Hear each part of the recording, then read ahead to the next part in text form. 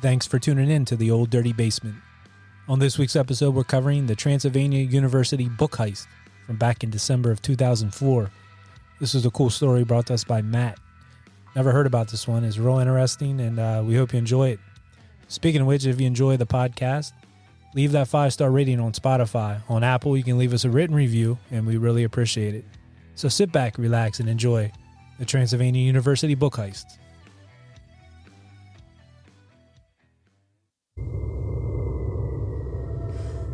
This is the Old Dirty Basement, home to debauchery, madness, murder, and mayhem. A terror-filled train ride deep into the depths of the devil's den. With a little bit of humor, history, and copious consciousness. I'm your announcer, Shallow Throat. Your hosts are Dave, Matt, and Zap. I love you, Matthew McConaughey. All right. Hey, this is Dave, Matt, and Zap. And welcome to the Old Dirty Basement, where every week we cover a true crime, murder, or compelling story. So sit back, relax, and comprehend. Hello. Happy New Year, and welcome to a 2024 first edition of Old Dirty Basement. What's going on? How's it going, everybody? Yes, very good. That is true. That is true, Matt, because we recorded Juice prior to 2024, even though it came out in 2024. Yes, but this is we're all together, new year. Back together again. Yeah, That's feeling right. good. It's been a while. Second verse, same as the first. That's it. Very nice. So this is a cool one, Matt. You picked this out? Yeah, I came across this on I think it was on YouTube. Intrigued, Matt, how did you come across this story? Because I had no idea such a thing existed. But look, not for nothing, I'm glad you brought it to our attention, because it was certainly interesting and compelling. There's no doubt. Cool. Yeah, there's a band called Animals as Leaders. So I was like checking stuff out on YouTube, and I seen this thing, American Animals, and it has this Barry Cogan kid. I think that's his name. Oh, from Saltburn? From Saltburn. Yeah, he's Okay, like this it actor right now. And I was like, what's this American Animals thing? And it was a great movie. It had like the real people in with actors, like the real people. There was parts of like, no, wait, stop. Like, that's not the way I remember it. And they would like change the scenes around. It was a very cool movie. But that Barry Minko movie was that way. Yes. Yeah. So and it kind of like drew me in. And then I was like, this can't be like real. And it's like, this is based on a true story. Then it cut like based on it. Like, this is a true story. Mm-hmm. So then I looked it up, delved deeper, did, the rabbit hole thing. And I was like, wow, this shit actually happened. It's cool. It's amazing. Yeah. I don't know. It's for regular dudes, man. I know. And I know, dude, we will get to this at the end. The way that these guys just Forrest Gump their way through this thing is just mind blowing. But all right, let's dive in, shall we? Yeah, they didn't think, but they did it. Yeah, real quick, I was thinking of some name. Like, it's never real quick, dude. We got to come up with a name for this. So I was thinking it takes place in Lexington, Kentucky, right? Sure. Mm-hmm. So I was thinking In Too Deep, the Lexington Steel. Oh, I see what you did there. Yeah. In Too Deep, the Lexington Steel. Do you know what that is? No. Okay, you can look it up after we get off. Yeah. Zap, you know? It's a track. It's a song. I know In Too Deep was Back to the Hotel. It's an actor. Lexington Steel, as in Remington Steel? Yeah, but we'll look it up then. All right. Did you guys In Too Deep, though, in that song? Yeah, Back to the Hotel. Yeah, Back to the Hotel. Speaking of back to, I guess we better get back to the story. Like I said, it's never that was real quick, though. That was kind of quick. Not even close. That was quick. No. All in right. basement terms. Yep. So the Sexy Lexi Kentucky story, or as more commonly known, the Transylvania University Book Heist. Now, as the name would imply, in order to have a book heist, one must have perpetrators. And in the Transylvania University Book Heist, we have Spencer Reinhard, a bright overachiever with his heart set on a career in graphic design and a student at Transylvania University in Kentucky. Warren Lipka, a natural athlete, jock, and class clown on a full athletic scholarship for soccer at the University of Kentucky, not but a mile away from Transylvania University. Note, despite having become somewhat distant while in college, Spencer and Warren had been best friends since they were 8 years old. We also have Eric Borsuk, a classmate of Warren's at the University of Kentucky, with whom Warren had played soccer while in high school. And finally, Chaz Allen, friend and business partner of Eric Borsuk. The two had, at one point, or would come to start and operate a lawn care business together. So, well, like you were saying, this Warren and Spencer were like best friends, right? Besties since they were kids. So there was like two guys right away that you could trust. So those guys were kind of like, you know. Who could trust one another. Yes. Right, Yeah. they've known for a long time, yeah. And they said this Eric Borsuk dude, he went to Kentucky. He was pretty smart. He was training actually to be in the FBI. Yeah, he had wasn't he the guy that he was like a pen pal? He had pen pals. Yeah, he had pen pals growing up that were, FBI. he wanted to be an FBI agent ever since he was a kid. So they went and they're like, this guy's kind of brainiac. So I guess Warren actually reached out to him and said, hey, I'm going to tell you about something. Yeah.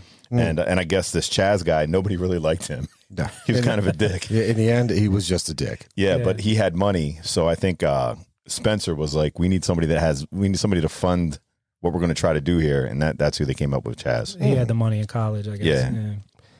So not long into college, Spencer and Warren had fallen into their own funks, the freshman funk, as it were. We want the funk. Spencer had become disenfranchised by the idea of graphic arts, as he felt far more talented than his classmates who, in his opinion, brought him down.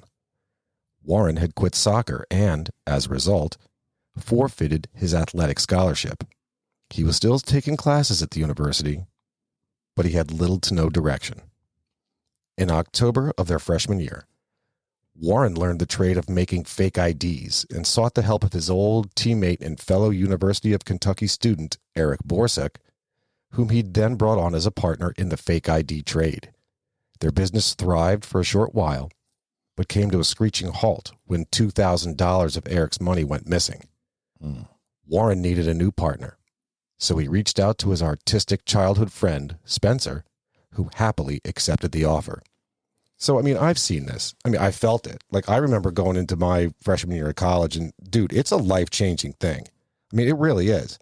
You know that you're, shit, I just got done with 4 years of high school. Now I'm basically restarting a new 4 years, but it's in a whole different direction.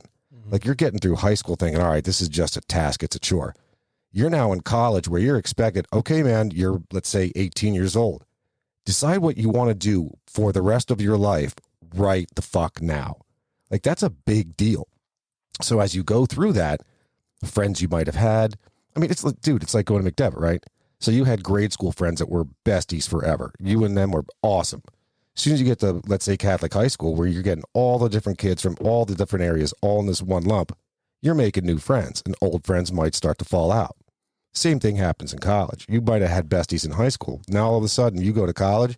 Hell, two friends of mine went to college together. They came out of college, never spoke. Never talked. Never spoke again. I'd imagine, too, that like money's tight in college. You get to college. And Shit, yeah. So you're not living at home, and, you're trying to eat and the expenses of that and everything else. So that fake ID ring. I actually knew a couple guys that were doing that around here. Now I didn't go away to college, but I knew a dude that was doing it. Now this is back in the 90s. In 2000, what was this, 2004, 2000? Something like that. 4. Yep. I wonder how easy it was to fake. Like, you try faking ID now, it's like impossible. It's damn near impossible. I mean, IDs were certainly easier back then. Mm-hmm. The only way I could do fake IDs was just hopefully get an ID, like an expired ID, or a found ID, like that kind of look like you. That kind of look like me. And by found, it's like, hey man, I know a guy that's he's legal and he kind of looks like you. McLovin. I'll just have him give you give him your license, give him $100 or whatever, and he'll just go get a new license. That guy that would do them literally would take everything would be the same on your license, and he would somehow laminate over the year and make it change it to whatever needed to be. Damn. And then he would laminate over it, but there was no scanning or anything. He would just show it and get in, whatever. Interesting. I tried to buy beer before in high school without any kind of ID, and that was it. It's double D's now, but back then it was called Frank's. Yeah. But I gave the guy a 20 for a couple 40s, and the guy just put it in his pocket. I remember that, yeah. That's on Brookwood. Yes. Yeah, but the guy, he just put it in his pocket and just looked at me, and I'm like, waiting, dude. He's like, man, get the hell out of here. Get out of here. That's you learned awesome. a lesson there. And I was like, shit. I was like, this guy just took me. What could I do? Right. I mean, underage, just Call the trying to buy cops. some 40. Yeah. The guy's like, man, get the hell out of here. I was like, shit. Now, on another topic of this, growing up, did you guys ever try to pull, maybe on even a smaller scale, I'll show you an example, like any kind of heist or try to get over on anything? You know what I mean? Like as a kid. Us? Never. So Matt and I have talked about this before. There was a point in our formative years where Matt and I and a few other people would go out to, let's say, the local mall, specifically, let's say, Boscov's. Who gives a shit? I mean, look, it's 30 years ago by now. Who gives a shit? Right. So we would go in there, and we thought that we were the smartest ones in the world because we had an empty Boscov's bag, a plastic bag from Boscov's, a sizable plastic bag. So all we would do, a couple of us would go in, we would distract some of the associates, and there was the one guy that had the bag. He would walk up, he'd slide a Genesis, Sega Genesis or a Super Nintendo or whatever into the bag, and out the door he would go. When we saw him go out, then we would go out after, and then we drive away, and that's it. The heist. Yeah, that's pretty much it. Yeah. But then, I mean, it was a thing too. Like these guys, they are maybe performing something on a higher level. But back then too, I mean, we've seen kids, friends go down also for that. Correct. And it was something that you did for like a rush at the time. And I remember like I heard of kids stealing CDs, and I was like, this can't be that hard. Right. And then you get away with one, then you get away with putting four, and then you get away. And it can be addicting, Oceans McDevitt. Oceans. Something like that, man. Something like that. So what I was going to say is like, there was a lot of side hustles back in the day. Well, I knew about that. I mean, I'm not going to say whether or not I was in on that or whatever, but I know what you're talking about with that. But even further back, on even a smaller scale, as like little kids, I knew a group of kids that I hung out with, and I would be around when this would go on. And I might have talked about this on a previous podcast. They would call Domino's Pizza and order a pizza. Like use like an adult voice and try to put it on, like give me a large pepperoni, whatever, and then never show up and pick it up, and then just walk down to Domino's. Hey, you got any dead pizzas? And they usually give it to you for free. Oh, so it was like a good scam. Interesting. Yeah, I've never heard of that. I'm going to try that tomorrow. Yeah, man. Well, it was they call them dead pizzas, and they'd get these pizzas and that. But also these same kids, we would go, and I'd go too and help.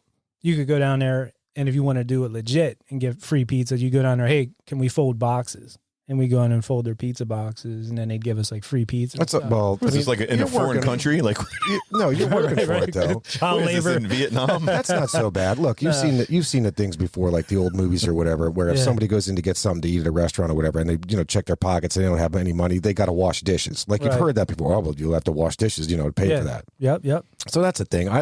There's nothing wrong with that. There's nothing scammy.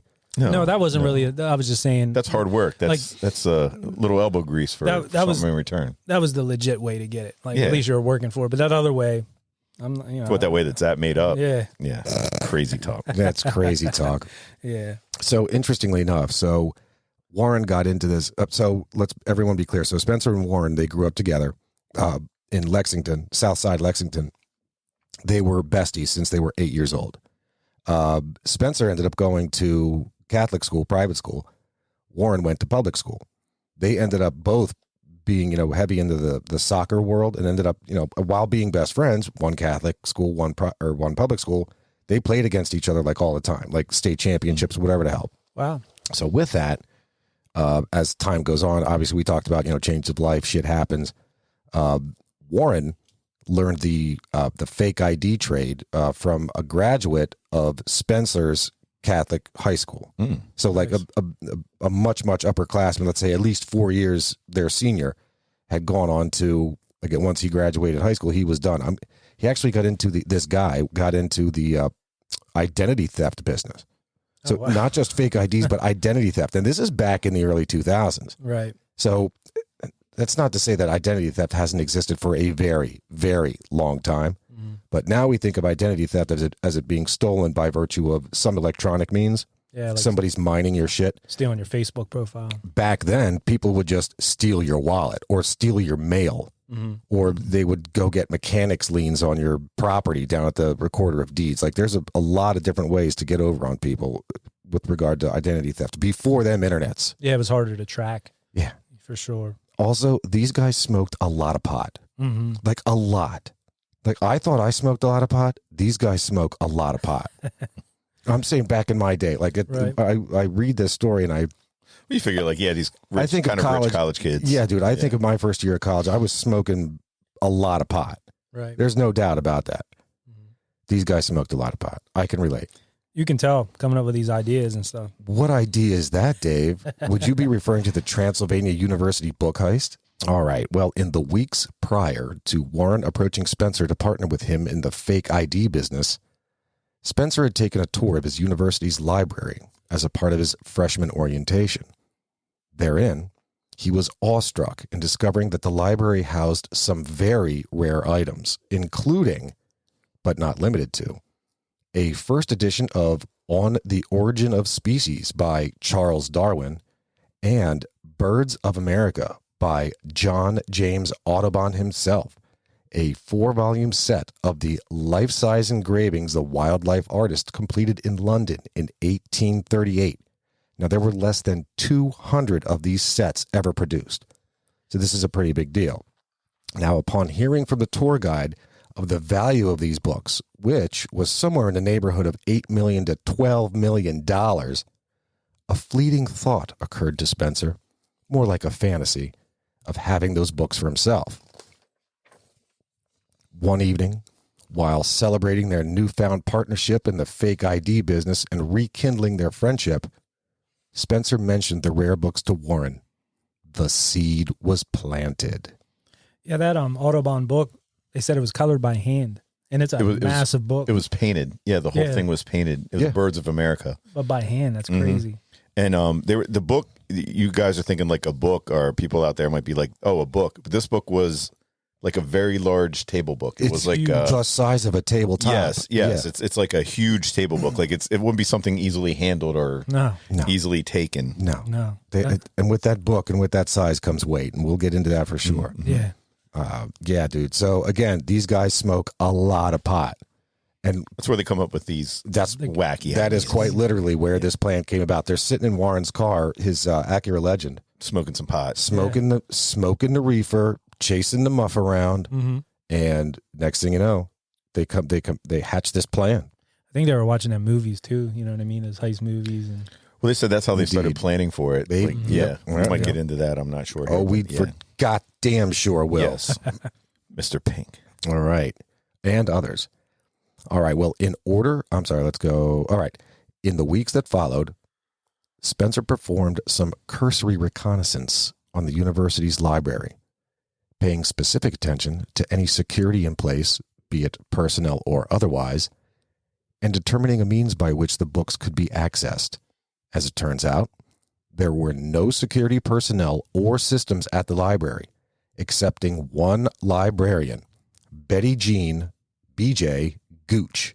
The Gooch, a mild-mannered, sweet soul in her mid-50s. Meanwhile, Warren was performing his due diligence by seeking out and ultimately engaging a man located in New York City named Barry, who was to help them fence the ill-gotten goods once acquired. Not long into the process, Barry referred Warren to another man who resided in Amsterdam and would ultimately be the buyer of the books. A forged passport and a flight to Amsterdam later, Warren found himself in a meeting with his would-be buyer and in the midst of hatching a plan for international art trafficking. Yeah, they were saying that trip to Amsterdam cost them around $4,800. That sounds about right. With the fake passport. The fake passport alone cost $2,500. Wow. See, with the fake passport, they said Spencer Reinhardt, when they were like interviewing some of these guys in the movie, they were saying that Warren, they all think now he actually never went to Amsterdam. That was, he like kind made of, up. Yeah. Like he was like, how are they, the whole thing with the fake ID or the fake passport and everything like that, he didn't have anybody to buy it. He just wanted to go through with this plan so bad, they said. So at one of the stories, he was like, are you going to believe me or what? And then Spencer Reinhardt was saying that he's like, I don't think he ever went. That's interesting. This is post 9/11, so you would think too it would be hard to get to fly anywhere with fake IDs and fake passports. But he was just so hard up on he just wanted to go through with this so bad. Like he was like, how can I get them guys to believe, oh yeah, I got a buyer in Amsterdam. Right. It is interesting. I hadn't thought about that. And I read some interviews that I actually read a few interviews that these guys had done. Mm-hmm. I'd never read what you had just said. And it's interesting to give that perspective. That makes a lot of sense. I'm saying it's not outside of the realm of possibility that happened, that he said, I'm just to himself, yeah, I got one over on these guys. Sure, I got a guy in New York. Wink, wink. Sure, that guy referred me to some guy in Amsterdam. Sure. Oh, and I got to fly over there and I need a fake passport. This is, again, as Dave had aptly pointed out, 3 years and change after 9/11. I mean, security is fucking high, real high. And they were also saying like not as high like as these guys. Yeah, just like these guys. But these art dealers then too wouldn't be like some 20-year-old that would have any kind of knowledge or able to who would possess a find? book like that. Like the guy's like, hey, are you interested in, like, who would even believe him, or who would he even know to talk to? So they were saying that Warren pulled one over on them guys with this. Well, we think that now. However, we don't know. We don't know, and I say that because the identity theft guy referred Warren to Barry. Warren and Spencer ended up driving 700 miles to New York City to meet Barry, and they gave him $500. So, I mean, for sure, Spencer was there. So he met Barry. So that exists. The guy in New York exists. Yeah, there was a guy in New York. They met through some guy at the library, somebody knew or something like that. The guy in New York was referred to Warren by the guy that taught Warren how to make fake IDs. Yes, he said, I do know a guy, I think. That's right. But then again, they're saying that Barry guy could just be a guy just ripping kids off. Could be. Like, give me $500. But they did lose $500 to whatever Barry guy, and he gave him some email, I believe. Well, so that's true. That's absolutely true. So they gave Barry $500. Barry then gave to them an email address and send an email to this guy and sign off your email as Terry.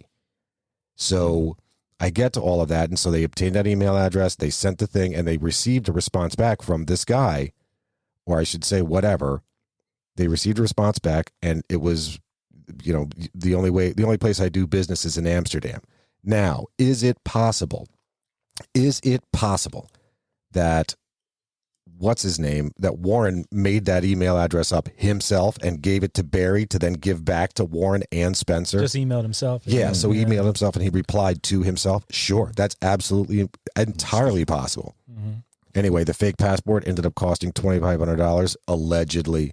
All in cost to Amsterdam with the passport was how much? 47. They said around 4,800. That was on that CNBC Super Heist show, and also on there to give you an idea. Like you said, what, 8 to 12 million, like value on the books total. Yep. So according to the numbers they threw out there on the Super Heist, they would get about 50% black market value. So of course. 8 to 12. So you're talking 4 to 6.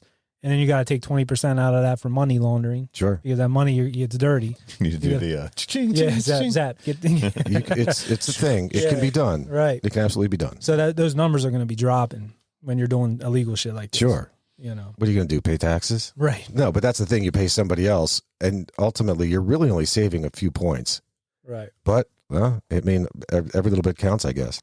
All right. So in order for the buyer to complete his purchase, this is that guy in Amsterdam, the books would need to be accompanied by a legitimate appraisal. Christie's International Auction House, with an office in New York City, was the choice. Time passed, and their strategizing for their heist continued. The plan was to wait until the fall of their sophomore year. In the meantime, they realized they would need additional help to pull it off. Bearing the hatchet with his former fake ID partner, Eric Borsuk, Warren approached Eric with the plan, and Eric accepted. Over the summer, Eric started a lawn care service with his friend, Chaz Allen. Chaz was swiftly entered the fold of friendship with Eric, Warren, and Spencer. When fall came around, Warren dropped out of school to focus his time on planning the heist, and he and Eric each rented rooms in a multi-unit building which was co-owned by Chaz and his father, where Chaz already had an apartment of his own. Warren took the basement apartment, and Eric took one of the apartments above his. Spencer returned to his dorm at Transylvania University. Yeah, they were saying when these guys were coming together with this whole heist, they were planning, they were doing it in this old dirty basement. Yeah. They were showing them in this basement, and they were saying how dirty and dingy it was. And I was like, oh, hey, old dirty basement. Mm-hmm. Yeah. So I was reading about what's his name's apartment. And so in true single guy fashion, who at this point is 19 at best, pushing 20. Mm-hmm. So I guess first things first. So Warren had quit school and rented this basement apartment. Where were his parents in all of this? Like, where were his parents saying, hey, man, sure, we support you. It's a good idea for you to quit school and just go move out. Like, what was he telling them? What was he doing for money? Was he getting an allowance? Yeah, true. You wonder about that. I don't know. I mean, just because knowing the background with these kids, like all of these kids grew up in relatively wholesome households. Yeah, privileged and stuff. Had some money there. Yeah, there was a couple that were pretty privileged. A couple were pretty, I guess, upper middle class. Like they weren't hurting for anything. Right. They said that Lexington area is big money. Wealthy. It's a horse capital of the world. Yeah. There's a lot of money down there. So like anybody, 19 or 20 years old, he was, and he's in that basement apartment. Mm-hmm. He was growing weed down there. Of course he was. Yeah. I tried that once. Did you? I did and failed miserably. And of course, it was working. Not really at all. It was under the steps. Not really at all. I had no. It was in a trash can, wasn't it? With like a tinfoil? A tinfoil lined trash can with a grow light. That was funny. And you got anything out of it or? Zero. No, really? Just hassle. It was effort. It was fun. try, it was yeah. fun to the extent of, ooh, it's this thrill of growing this illicit substance. Ooh, I'm going to. Think of where Harry Potter lived. And that's where Zap was growing weed. Actually, I couldn't have put that better. It was in the cupboard under the stairs, except that it wasn't a cupboard. It was it was a panel. It was a panel, yeah. It was a panel that I actually pulled off the wall and then reinstalled with hinges on the one end. Yeah. So I would be able to open it like a door, but nobody knew it was there except me. I'm going to make a movie called Zappenheimer. Yeah, why not? So not only was this guy growing weed, but again, think 19, 20 years old, like where's your head at? So in true guy fashion, this guy, in addition to that, growing his weed, he also outfitted his apartment with a big screen TV, black lights, a DVD player, and a Sony PlayStation. What else do you need? Seriously, what else? So over that summer before the fall, fun fact, Spencer painted murals at the local school. Warren worked at a local day camp, and Eric and Chaz. Day camp. Yeah, and Eric and Chaz, this is when Eric and Chaz started that lawn care business. Meanwhile, Chaz was soon invited to join the existing threesome and ultimately became the fourth in their soon-to-be book heist crew. Much of the foursome's time was soon spent observing and documenting the library and all who came and went, monitoring campus police activity, considering escape routes, and researching ancillary needs like auction houses and Swiss bank accounts. Near the end of October 2004, the plan was finalized. Using an alias, Warren would make an appointment to view the books and arrive in disguise. All four were to be disguised as old men, arrive at the library in a getaway van, and park at the library's fire exit. Spencer was to make his way to a nearby building and serve as lookout, while Warren and Chad would be the one to meet with Ms. Gooch, the librarian. After a quick introduction, Ms. Gooch was to be subdued with a stun gun. Eric would then make his way to Warren and Chaz to help with collecting the books and transporting them down and out of the library through the fire exit. After driving away, the getaway van and its contents were to be switched into a different vehicle. And finally, the books would need to make their way to Christie's almost immediately in order to have them appraised before the theft would have made its way to any stolen records databases. The date was set. Thursday, December 16th. They even had code names for one another. Yeah. Matt had alluded to that earlier. That's yeah, right, they go from watching all their heist movies and stuff. Reservoir Dogs, right? Yeah. And I think the one guy that was going to go into the FBI, like his name, whatever, but he was like on, they were interviewing him. He said that was my least favorite Quentin Tarantino movie. For real? Yeah. He was kind of like pissed about it. He's like, why are we, it's so lame. It is lame. Man. So Warren is the one. So out of work, Warren, no job, Warren is the one who assigned the names to these guys. So Spencer was Mr. Green, Warren was Mr. Yellow, Eric was Mr. Black, and Chaz, the new guy, of course, was Mr. Pink. He got the worst one. He got the worst one. And as you can imagine, the same fight broke out between them as it did in Reservoir Dogs. Yeah, Chaz was pissed, and Warren said, I just did it to fuck with him. Of course. And that was all it was. So they were showing their disguises. They came up with these old man disguises. It looked like the Sabotage video. Yeah. You know, with the fake mustaches Absolutely. and all that. I was thinking about like how they were giving them jobs. Like in a heist, everybody's going to have a job. Sure. So some are going to be a little more important or a little more, I'd say some of the jobs are even harder. Sure. And it got me to thinking like when you go to move, you're helping a friend move and, you know, you'll go into a room and there'll be like, a couch and the two guys grab it and then you go in the middle and you're kind of like acting like you're helping, but you're not really helping. Not at all. You know what I mean? Not at all. And that's this guy that gets to go be lookout. It's like, yeah, you're helping You're not really in the mix. You know what I'm saying? Right. And then you still look like you're part of it. But let's face it, the guys that are in the He's not the Right. lookout is not hands-on. Right. He's certainly just as culpable, but he's not hands-on, the Yeah. one stealing the shit. he's not getting dirty. And that made me think about moving because I try that game. You go in like you try to go behind the let two me get guys. this. Yeah. I'll get the end table. I'll get this pillow. yeah. Yeah, Give me yeah. something light and then just get in the middle and help. But it's funny how we were talking about they wanted to look like old men because I guess Spencer came up with the idea saying nobody notices old people. Yeah. But it was funny. I guess when they got out of the car, there was these 4 guys, like you said, dressed like the Sabotage video in a college town going to a college library. Yeah, didn't make any sense. Yeah, everybody was standing there looking at them. Like, they think it's like jackass their or something. their disguises, you could tell that they were like younger. You know, it was like kind of like a disguise. It's just awful. So, the So they artist, kind of got like the cold feet. No doubt. the artist Spencer actually drew detailed sketches of the inside of the Special Collections Library and the adjacent rare book room. But yeah, these guys didn't screw around. Like they were Yeah. really, they did it just like a heist movie. Like Absolutely. they were they planned it very well, but sometimes plans. Well, they did good on plans. a lot of things, but then Yeah. some stuff, which we'll find out, it's like, really? You mentioned it earlier, Dave. For inspiration, they watched movies like Ocean's 11 and Snatch, which one of my personal favorites. Loved Snatch. That's where I think they got the Hasids. Yeah. And that's where they got the idea to dress as old guys. Yeah. Well, it got me thinking about heist movies too. So you said about Reservoir Dogs, The Town, that wasn't out yet. Yep. That's a great heist movie. Yep. And Inception really is like a heist movie. It is. That's a great movie. They're trying to steal that That's a trippy one, but yeah, spinny Yeah, thing. because what in Inception they're stealing an idea, right? correct. So they're trying to get in his dream. Yep. Yeah. That's deep. The van was nicknamed the GTAV. Grand Theft Auto. No, Oh, the go-to and away vehicle. that was what they called it. Yeah. And these guys, they were clever enough to get they steal a license plate from a parking garage. Yep. Yeah, but it's a temporary, right? No, they took like some license plate. Whatever. I mean, it worked. Yeah. I did it. So interestingly enough, the books that were housed in this library, the money books that we're talking about, were in the rare book room. And the rare book room was on the 3rd floor of the library. So there was 3 stories to this building. It was on the 3rd floor. Now, these books, as we talked about earlier, were big. Like at least the Audubon books, huge. I mean, Massive, huge, yeah. massive books. The books alone weighed somewhere in the neighborhood of 250 pounds. Just Damn. That's a big, moving a couch. That's a double XL, man.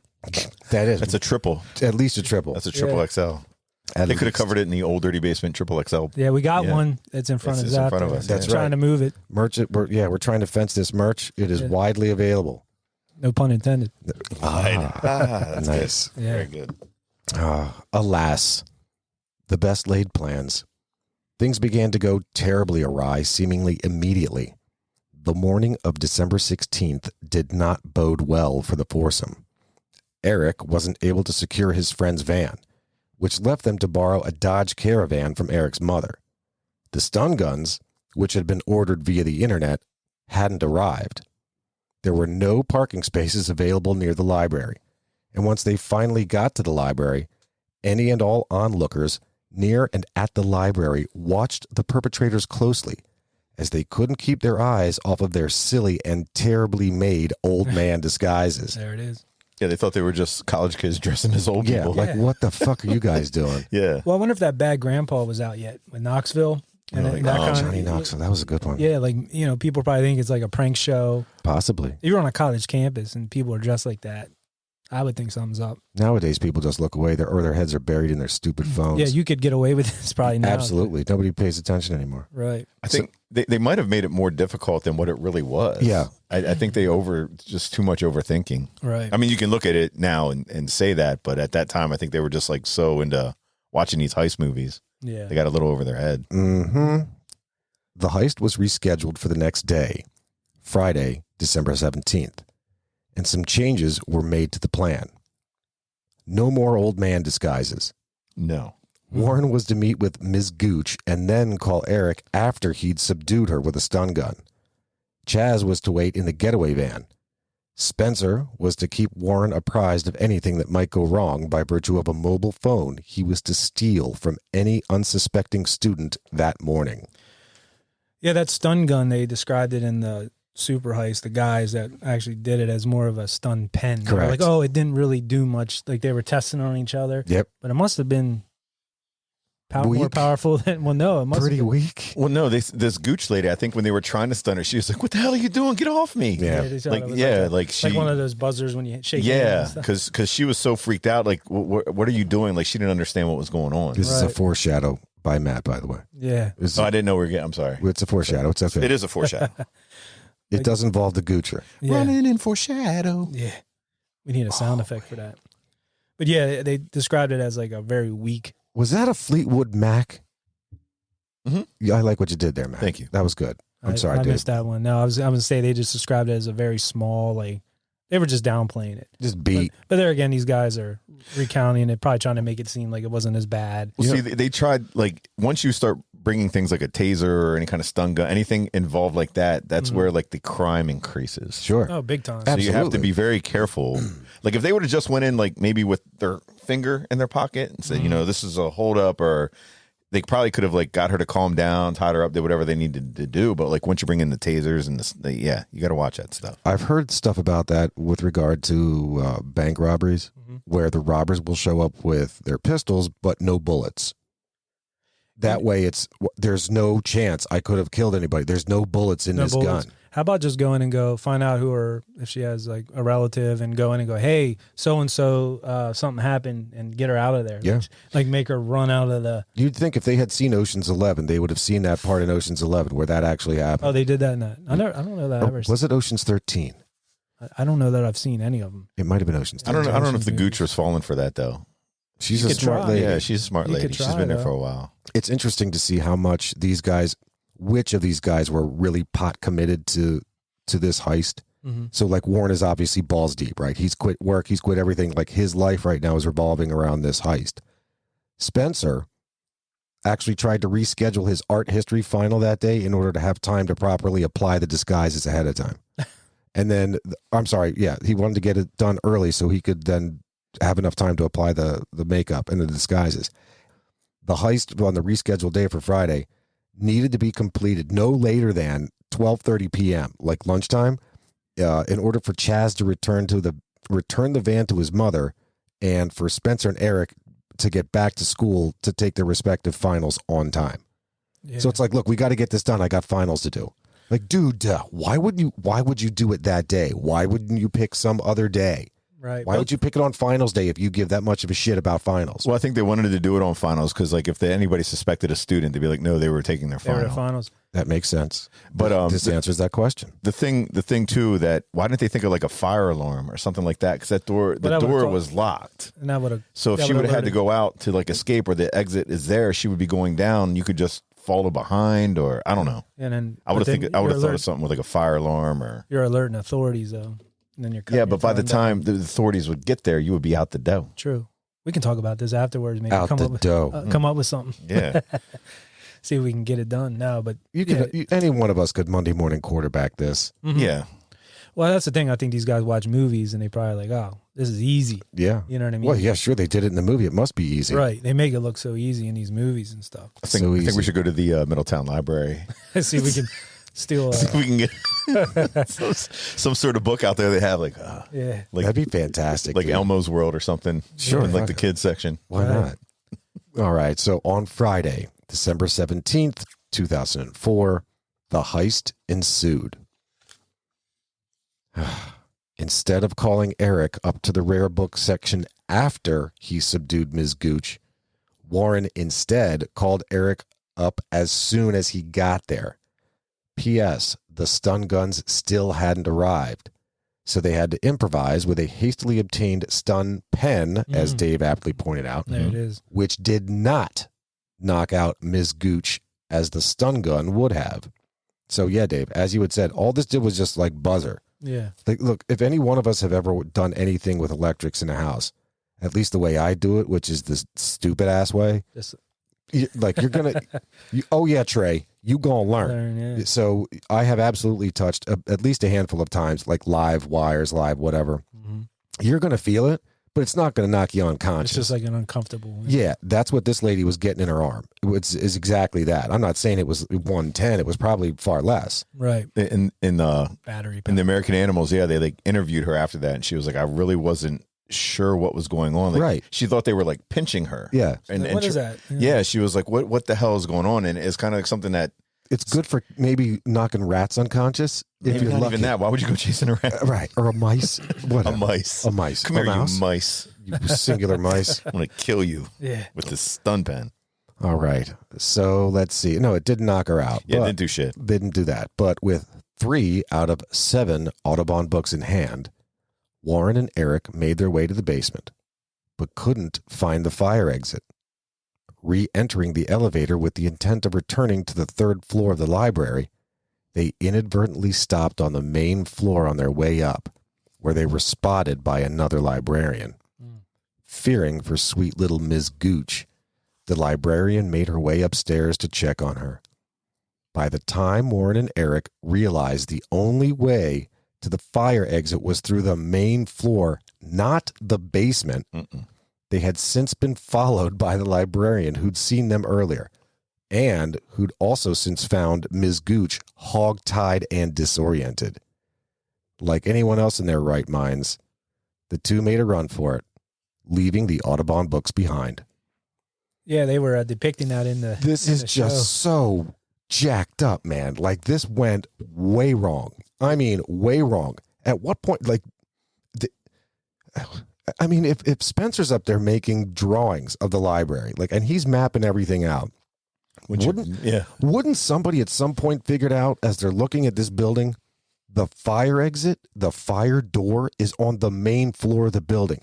Who in the hell goes down into a basement just to come back up out of the basement for a fire exit? Like, you don't exit deeper into the ground. You exit on the ground. Right. See, that was the lack of preparation. They should have went out that exit for some reason and saw where it went. They never did. They thought it was the exit down to the basement. Absolutely. Like, what the... I just don't... But can you imagine like this big ass book in your hand? Well, you like walk out and then I think they dropped it right on the stairs. They have it like in like a like wrap, like a blanket, cloak, type or something. blanket, Yeah, and Cloak they of the were bat. carrying it out. can't see me. But yeah, and they were making these plans, like we said. I'm just trying to imagine that librarian on the main floor. Yeah, like, excuse me. Who looks over at these two dickheads in the elevator holding, these books wrapped in blanket or whatever. Right. She's just and oh, P.S. It's the staff elevator. It's employees only elevator. It's not like a common person elevator. It's just an employees only elevator. They also said that when they opened that there were kids in there taking midterms, so there were all them kids there too. That they got to see, Jesus and Christ. somebody knew who they were. You would think. Well, no, I don't think anybody did. I don't think anybody really. Were those two students there? I forget. No, neither were students there. Okay. The only student at Was on the Transylvania, rooftop. correct. The only student was Spencer, who was on the rooftop of the athletic building acting as lookout. Mhm. He had the easy job. And the thing that got me also about this library is you would think that they would have a type of secure, like there was motion sensors, motion detectors in the room with the Audubon books, but they didn't have like cameras in the library. It's got to be the only time. I was trying to think of any time. Like, number one, who owns these books? So somebody's out $12 million if Sure. they go. And then anywhere would you have something so valuable with, like you said, no security around it other than a librarian? I mean, so it's behind locked door and stuff. Like, it's not able to like, oh, I'm going to, right next to the encyclopedias are these, $1 million books. So that did not exist. I mean, it was in a rare book section, which was behind a locked door. You had to make an appointment to see the books. So there was at least that. Right. But You would still think there'd be like if the only armed guards or caretaker is, good old Ms. Gooch, BJ Gooch, something. Right. look, that's pretty easy. True. Or at least they thought so with a stun pen, which failed miserably. See, I don't understand that whole party thing. Yeah. There was one librarian in there that could have been, or like you said, some sort of like diversion or something. They didn't think it through, man. No, but they did use the books to prop the door open, thinking that, all right, look, we're gonna leave these books here to prop the door open, and we're gonna go back and get the other ones. And I think that's when they saw finally behind them was this other librarian who's losing her mind. Holy shit! What did you do to Ms. Gooch? I'm gonna get you. Yeah. Whatever. And they're serious about them books too. So Yeah. she's probably pissed. Of course. Give me my book. Yeah. Well, now Them late fees will come after you too. shit, yeah, that's worse than Blockbuster. Yeah. Now being chased by the furious librarian, Eric made his way to the van while Warren ran in a different direction. Chaz driving the van and almost hitting the librarian, then collected Warren, who'd since made his way back to the van. The three sped away. Warren and Eric departed the van, and Chaz returned the van to his mother with the intent of collecting Warren and Eric later in a different vehicle. Now, Chaz actually kicked Warren and Eric out of the van and told them he'd return later to collect them. He dropped them off in a predominantly black housing project. Though Warren and Eric were able to avoid the police, they weren't able to avoid a group of local thugs who took notice to two white guys who had no business being in their neighborhood. Frightened and still carrying the backpacks they had filled with valuable books, they ran as fast as they could away from the housing project and its group of territorial guardians. So frightened were they that they actually began seeking out any possible police presence in hopes of finding protection. Just in the nick of time, Chaz returned, now driving a different vehicle as promised, and collected the two. Eric was driven back to the University of Kentucky, where he had a tennis final to take. Jesus. A tennis final. Could you imagine? A tennis final. So after all of this, he had to get back to it for a tennis final. Yeah, I knew there was something about tennis or one of the sports that these guys, that there was a class on it. That's pretty wild. So they got college. So they were dropped off in the hood. Yeah. Two white dudes. Two white dudes. With some books. With some books. Well, backpack, yeah, and they were like half dressed and stuff because they brought changes of clothes. Yeah. So they were there like all disheveled, and they just got in a fight in the van because like the whole thing went down horribly, and the guy just drops them off there, and they're just standing there like. Chaz was like, basically, you guys got to get the fuck out of here because this van is hot right now. Like, there's a license plate on the back here. Yep. The people can see it. The windows aren't exactly tinted. Like, people just. I almost ran over the goddamn librarian. Like, I'm sure somebody saw this van and could explain and describe this van. Probably got the plate number. You name it. Whatever. Right. We got to get rid of. Now, it's interesting that when Warren and Eric got out of that GTAV, they believed they had escaped the librarian issue with like next to nothing, right? Despite having these backpacks on them. But in fact, wedged in their backpacks was nearly $750,000 worth of books and manuscripts. Yeah. $750,000 worth of books just in their backpacks. Nice. It included that Charles Darwin John that I had mentioned earlier. Yeah, they had one Darwin. One Darwin. That was valued at $25,000. They had an illustrated manuscript from the year 1425 worth $200,000. They had a set of the 2-volume 15th century horticultural masterpiece entitled Hortus Sanitatis. Who hasn't read that? Who hasn't? Which was valued at $450,000. That's a boomer. Big money. They had also 20 original Audubon pencil drawings worth $50 large, and Audubon's A Synopsis of Birds in North America. Oh, brief synopsis. Brief synopsis. A brief synopsis, which was worth $10,000. So not bad, but No. I can just imagine these dudes running around this hood. They were just being chased by a librarian. Now they're being chased by dudes in the hood. Like, God damn, these guys, they're like out of the frying pan into the fryer, right? That's just a bad way, my opinion. I just couldn't imagine. What do I know? Having enough money that being so rich that you'd spend that much on a book to own it.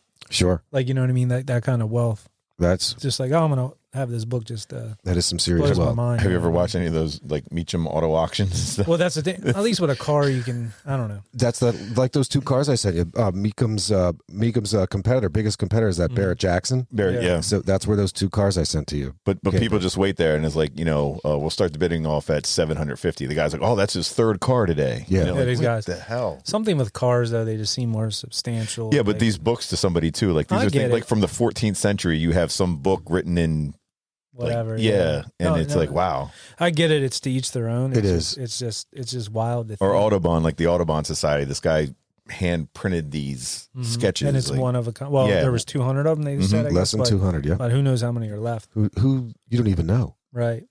Well, Matt and I know when we very first started, we were looking up VHS copies of VHS and stuff, and there was a Back to the Future sealed copy for $20,000. That somebody was asking. Somebody's asking. Okay, but. I mean, I could ask a lot. And nobody's going to answer. But I wonder what. So somebody spent big money on a copy or something like that of something like that, like a VHS or something like that. I'm sure it's a thing. You know, it probably. But we've all seen like these heist movies and stuff. Like there's that guy that is like a cat burglar and he has like a little home somewhere in like Tahiti. Yeah. But he has like a Van Gogh on the wall and actually, you know what I mean? There's people that would honestly pay for this. Oh, I know. Yeah. Well, look at The Accountant, starring Ben Affleck. Mm-hmm. He's got that. He had whatever kind of wild ass paintings in his, Winnebago. That air. What's that called? Airstream. Airstream. Airstream. I was thinking Airbnb. But also too, like these guys. I thought we were going with that. Airbnb. Yeah. He also, in addition to shooting and maiming people, he ran an Airbnb. Yeah. But I don't think they thought any of that out too, because like you said, this was all over the news. Not so they by a damn sight. You couldn't bring these to somebody readily. Like, hey, where did you get these? You got papers for these? Right. No. Yeah, good. Interesting. All right. So, with The Heat, none the wiser. That was a good movie. The Heat? Yeah. The Heat.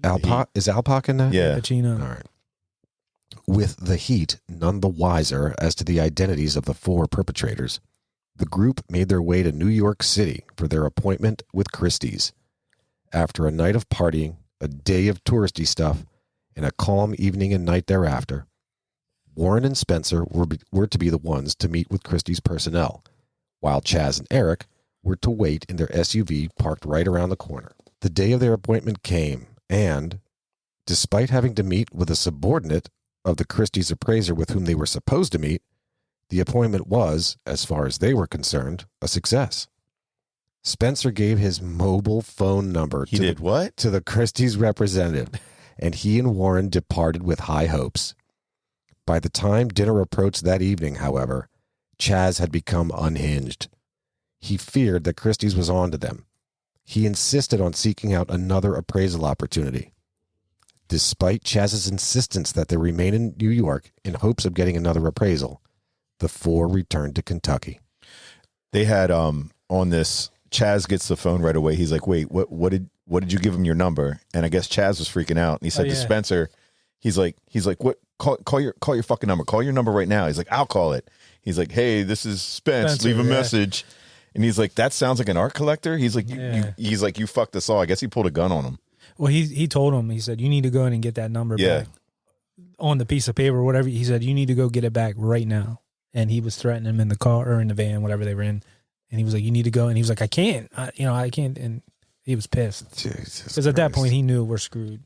So it is interesting that neither Mrs. Gooch, I should say, nor anyone else was able to provide the police with an accurate description of the boys. So they were cool. They were absolutely cool with respect to anybody at the school. Right. Further, a witness had written down the license plate number for the van, but it was way off. Like way off. In New York, when they arrived, they had dinner at a Japanese place, followed by drinks at a hotel bar, where Warren met up with some Iraq veteran, and Spencer almost got into a fight after knocking a table full of drinks over. However, while there, Eric picked up a middle-aged Brazilian tourist. Oh, nice. The smash. When you picked her up, did she like fall? Maybe. I'm sorry. Warren and Chaz also left the other 2. Wow, this is their first night there, and they staggered to a nearby China club, which they knew. Is that where you smoke opium? Well, what they actually got, they wanted to go to that place because of the Dave Chappelle show, the Rick James episode of the Dave Chappelle show. Yeah. Fuck your couch. Fuck your couch. So he puts his feet all over the couch. Yeah. So these 2 arrive at Christie's. So Warren and Spencer go into Christie's. Like one of them's dressed okay. Spencer, however, was dressed in stuff that was as the Christie's person ended up later saying, like 2 sizes too big. Like he had these oversized clothes. I don't know if it was like his dad's or some shit, but it's stuff that just didn't fit, didn't make sense. Like, look, if you're dealing in the art business, how and why are you dressing like that? Like, what's the matter with you? Again, these are people that usually have a lot of money. They're usually very refined. Yeah. The Christie's dealer also said, she's like, where are your how do you say it? Authenticity. Authentication. Oh my God. Jeez Louise. We got authentication. Like, where's your papers? Where's this? They're like, no. We need this for Mr. Beckham. She's like, I don't know, Mr. Beckham. Is your Providence? Is Providence the word, or Prominence? Providence? I think it's Providence. Yeah. Rhode Island. No, providence is how you're able to prove it's. Yeah, they just needed something. They're like Lineage or some anybody. shit. She's like, these books are exquisite. You have to have something with them. Like, so they told the story that so neither of these two represented to be this Mr. Beckman, Beckman? Yeah. which is obviously a play on Dave Beckham. Beckham, yeah. Right. So they actually they had been dealing with these Christie personnel, and they had said, it was this David, or I'm sorry, this whatever Mr. Beckman. Mr. Beckman was the guy in contact back and forth. So then these two show up and say, no, well, we're not Mr. Beckman. We represent him. Right. Like we're handling this deal for him. He's just, he keeps to himself. He came into these books like, look, he comes from money. Yeah, they've been in the family or something. That's right. He inherited these books, blah, blah, blah. Now, it is interesting when they finally pulled these books out, they rolled them in just a red suitcase wrapped in these goddamn bed sheets. Like, these are priceless books, or at least not priceless for sure. I mean, you could put a price on them, but they shouldn't be handled that way. They're worth more if they knew what they were doing. If they were actually being handled in a goddamn sheet, bed sheet. But that's what. Yeah, the lady was just like thrown off, and she kept asking questions. They didn't know how to answer them properly, and she was like, "Something isn't." In like a giant bag. The best part, dude, I know, right? Dude, the best part though is when he left. Oh my god, he gave her his mobile phone number.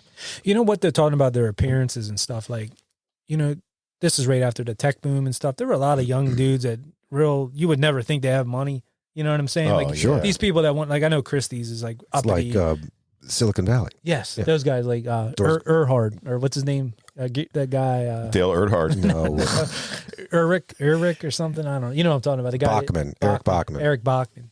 Yeah. All he ever Ehrlich, or is it Ehrlich? It's Ehrlich Bachman, and all he ever dressed like was Big Lebowski. Yes, he's just like big T-shirts and like sandals, robes and sandals and shit. Right. But today, if they just dress like kids, it probably would have been more believable. Yeah. Like just or even like a sweater and like jeans or something. Yeah. Like just not sloppily, but it was not sloppy fat. It was bad. Regular. It was just bad.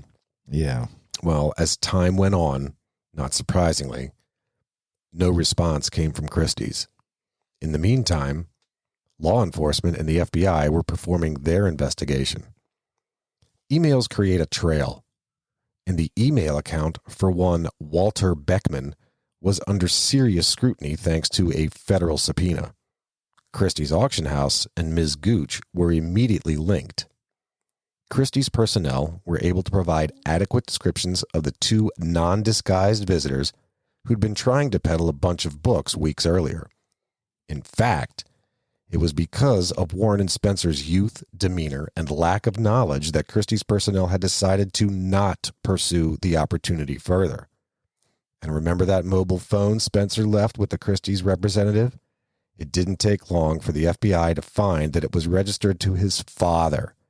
And when they called the number, they were greeted by, "This is Spence, leave a message."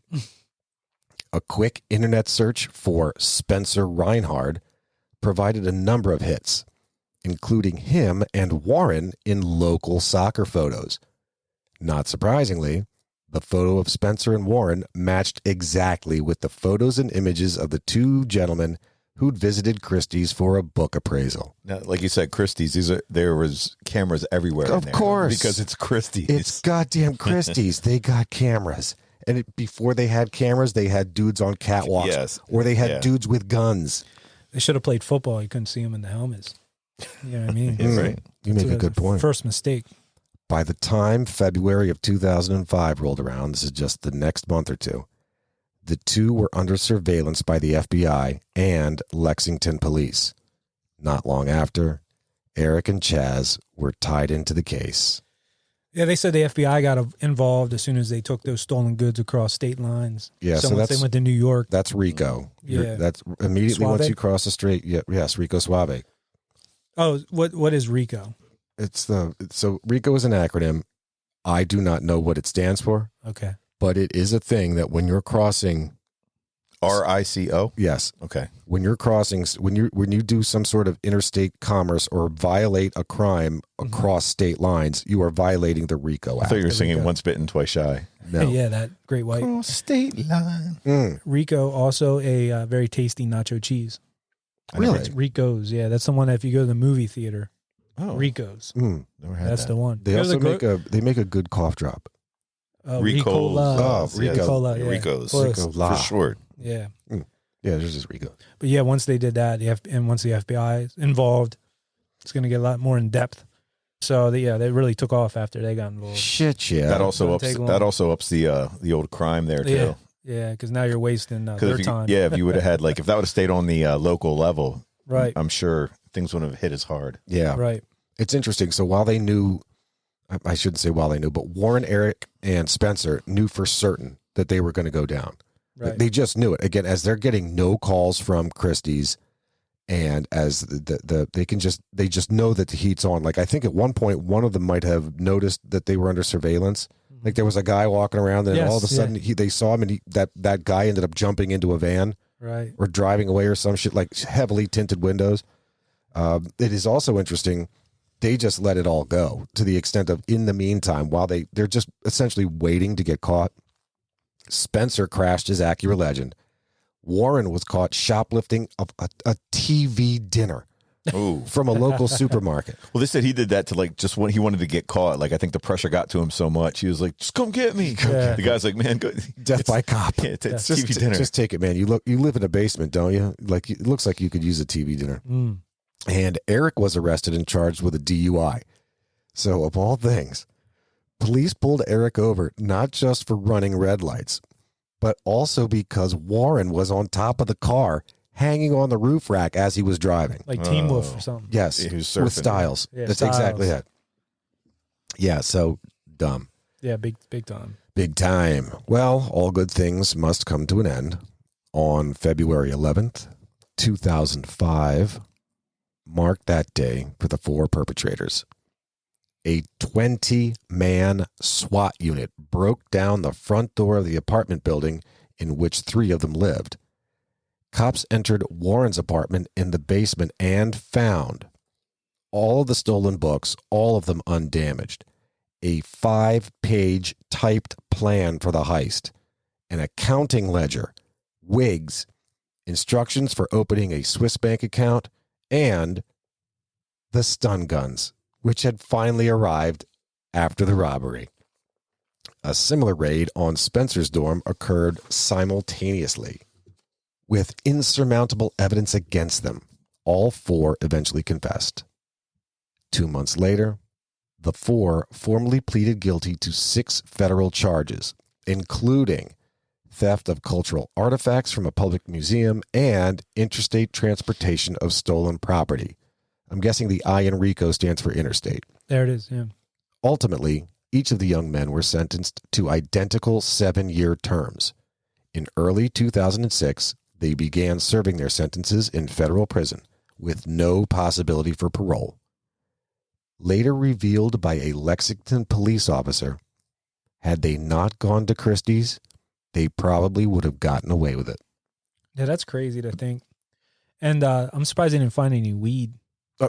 Well, they found all of the gross stuff down in Warren's place, in his basement. Oh, so they did get charged with some of that. Shit, well, I mean, I guess, but I at guess that that was point, like the lead- yeah. they don't give a shit about the weed. But you said, if they have not gone to Christie's, then what do you do with those books? They're worthless pretty much, unless Just show them to people and stuff. There's a way.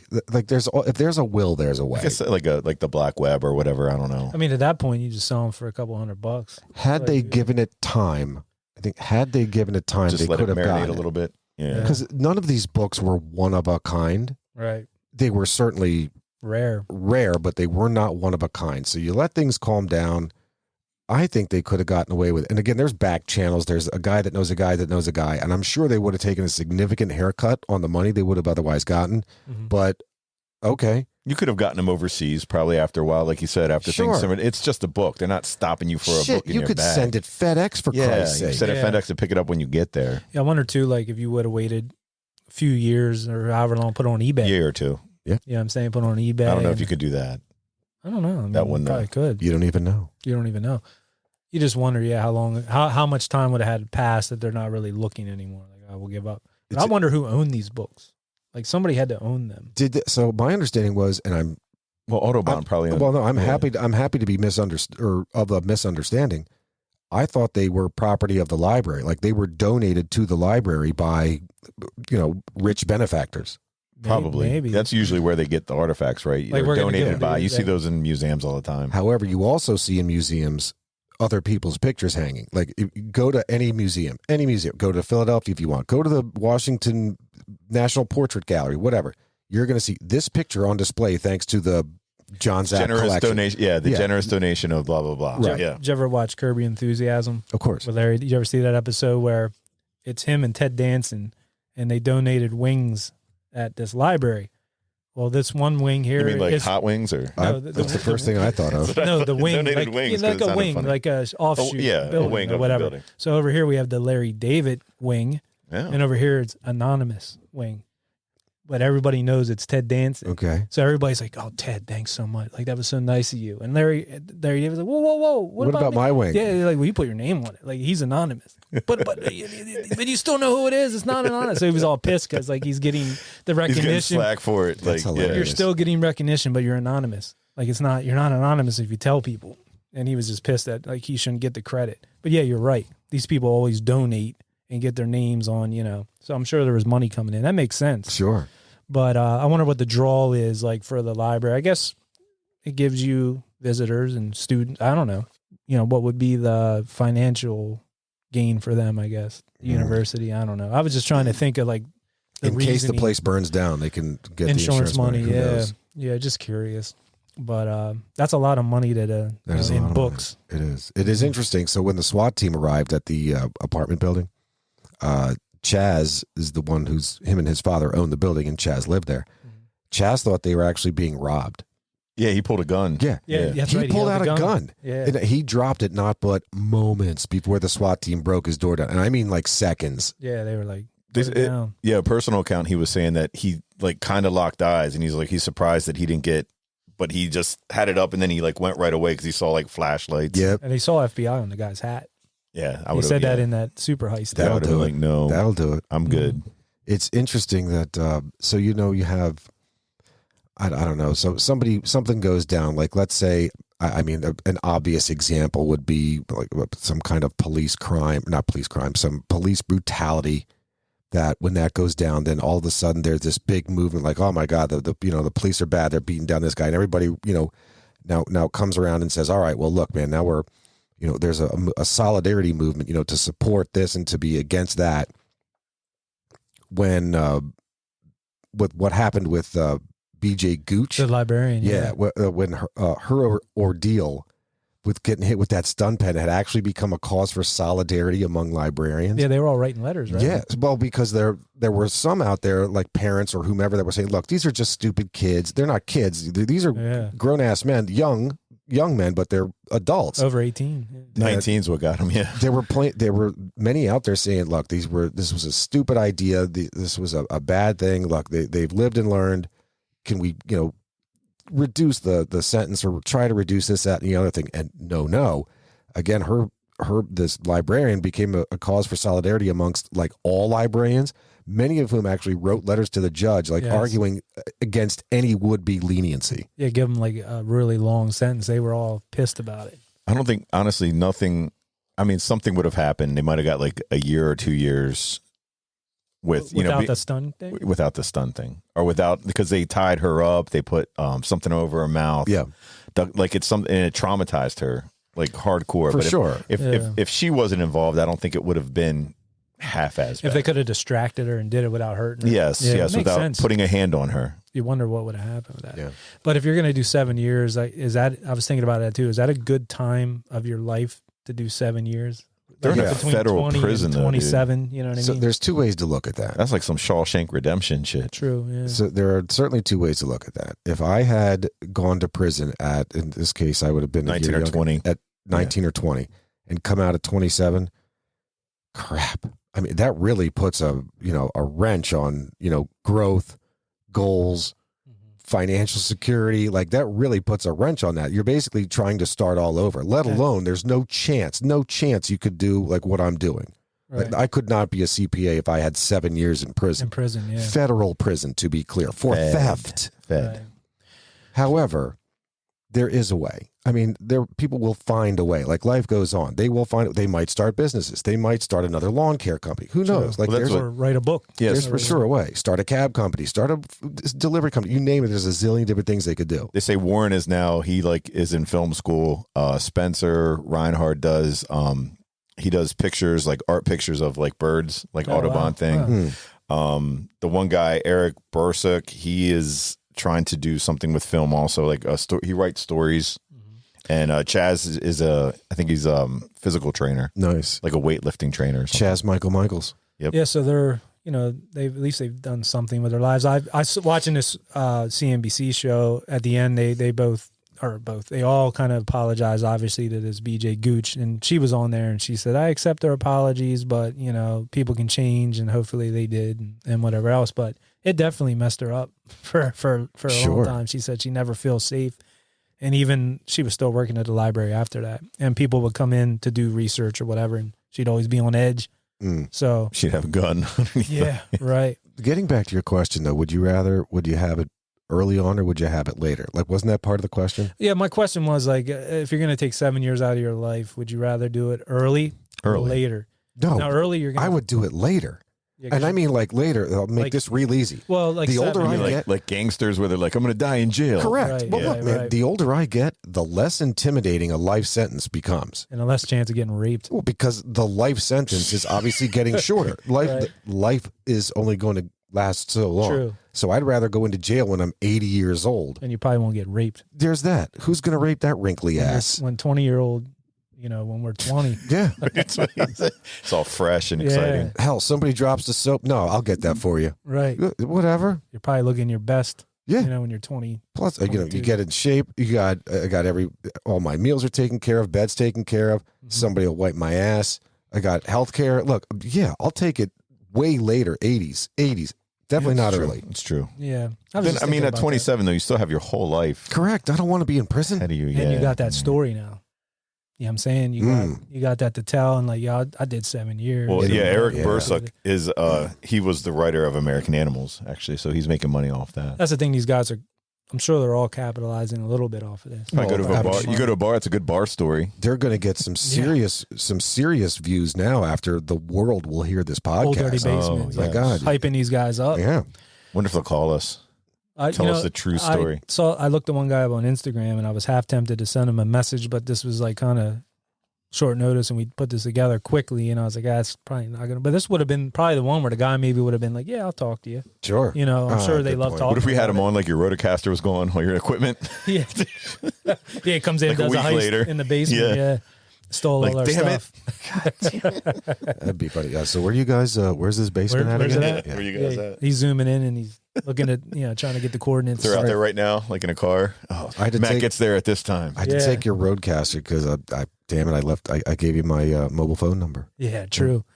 That's the thing too. These are back in the days of like flip phones probably, and I don't think smartphones were really out yet. No. So thinking about the timeline of this, to do this kind of heist now, like you said, almost got away, or what did you say? They would have gotten away with it if it wasn't for Christie's, or was it you? So one of you said that. I had actually referenced a quote that came out of a Lexington, Kentucky police officer who, after this crime is all done and years have gone by, and he was into it. He had, just was through an interview. He had said, had they not gone to Christie's, they would have gotten away with it. They would have got away. I don't think nowadays they would have. I was just the one that said, like, what would be the point then to steal the books? Because that's the only way they were going to get any money for it. Right. Yeah, to sell them. But like you said today, like maybe eBay or whatever, if you would have waited a few years, and Zap was referencing FedEx overseas. Sure. Go over there, give it to a buyer who somebody would have been interested in. Maybe nobody was even interested in it. Maybe like, I don't need it. That's the thing. This is to me, it'd be so hard to find the person that wants to spend the money on these items. I think it would just be so hard to find. But if you're a cool cat burglar, it'd be something cool to have, like for your, collection. Yeah, or like a book on your coffee table Right, book. Yeah, that's the thing. But think about it, people buy anything these days. Like you're talking cards these days are like $1 million for $1 million. Jordan rookie card or Tom Brady card. Yeah, true. If something's out there, you don't even know if they're like authentic or not. You're buying a card just you don't even know. Somebody says it's like this much money. Oh, I own that.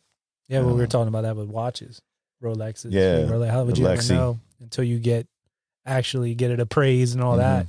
where they said, "Hey, man, this is fake. You just spent $20,000 on a fake Rolex." Mm-hmm. They're called clean. If anybody's interested, I know a guy. Yeah, you were talking about that. Yeah, I know a guy who knows a guy. I know a guy who knows a guy who robbed a guy.